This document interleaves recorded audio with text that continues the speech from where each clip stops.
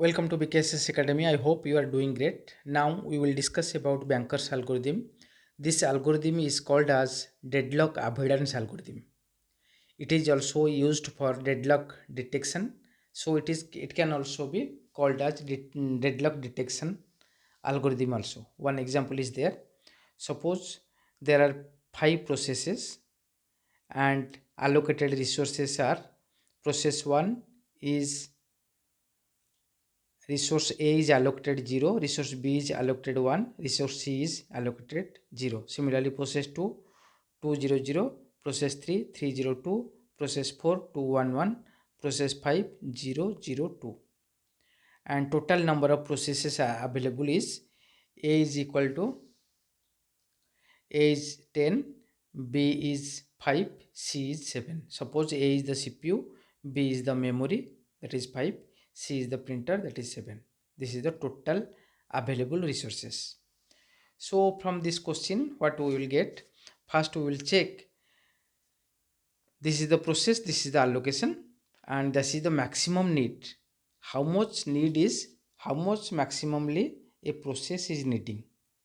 And it is the available resources, and this is the remaining time needed. So as per the definition, allocation means resources A, B, C. Suppose A, B and C are the resources allocated to the given processes. Maximum need means maximally what resources are needed in how much to be executed successfully. Remaining need means maximum need minus allocation. Similarly, available is equal to total resources minus allocated resources. Remaining need should be less than equal to available. So we will check here. So this is the we are getting here 0 1 0. This is the process 1 is assigned with A resource 0, B resource 1, C resource 0. So we have to check. Similarly, we have to check how much resources are available. So by adding these columns, we are getting A is used 7 out of 10, B is used 2 out of 5, C is used 5 out of 7. So total available will be 10 minus 7 is equal to 3, 2 minus 5 minus 2 is 3, and 7 minus 5 is equal to 2. So total resources available is this much. So when we will calculate the remaining time, so what it will be? Remaining time formula is maximum need minus allocation. So maximum need is 753. That means process 1 can use A 7, process 1 can use B 5, process 1 can use C is 3. That means so available the remaining need means we will check 7 minus 0, maximum need minus allocation. 7 minus 0 is 7, 5 minus 1 is 4, 3 minus 0 is 3. Similarly, process 2, 5, 3 minus 2 is 1, 2 minus 0 is 2, 2 minus 0 is 2. Similarly, process 3, process 4, process 5 is calculated here, 600, 211, 531. But my available resources are 332. So then we will consider which process can be executed first. First we will check the remaining time need is 743 and my available is 332.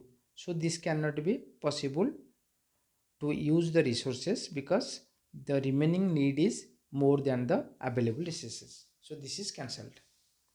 This is cancelled for the first time.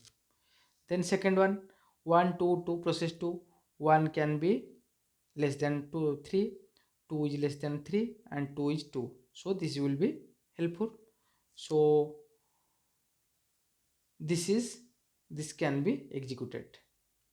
So after execution this will be terminated. So we will calculate this process 2 is executed, and we will calculate. So process 2 is firstly executed, then I am going for, and when process 2 is executed, so what the resources it is holding, that will be freed and that will be available. So 332 plus 200 will be added, and 532 is the available course of action. Then I am going for process 3. Process 3 is needing 600 and we are having 532. So that cannot be matched. So it becomes failed. Then we are going for 211 for the process 4. 211 is the remaining time and we are having 532.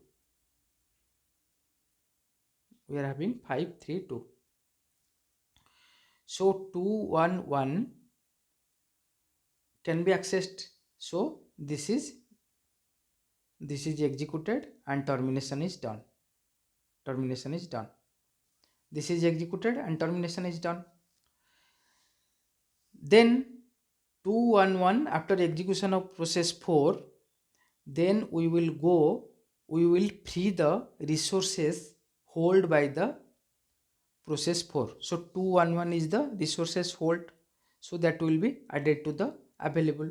So 211, so total will be 7, 4 and 3, and here P4 will be there. After P2, P4 becomes free. P4 becomes executed. Then P5 is available remaining time is 531, and we are having the remaining available time is this. So this is possible. So this is executed and terminated. So P5 is executed and the resources held by the process 5 will be added 002. So 002 will be added and this will be the available resources for the using. So P2, P4, P5 is over. Then we are going for P1. We are having 7, 4, 5. So this can be possible. So we will execute it and make it terminate. So after P5 it will be P1. Then we are having P3. Then we are having P3. This is not executed till now. So P1, when P1 is executed and terminated, so that holding of resources will be added. 010 is added here, so that becomes 755. And when we are wanting to add the process 3, so 600, it becomes possible and it is executed on the second chance and it becomes terminated. And then process 3 is having the resources, holding the resources, that is 302. So 302, when it is added, it becomes A10, B5 and C7, which was in our task, that is 10, 5 and 7. So that should be matched. So now after termination of all the processes, so all the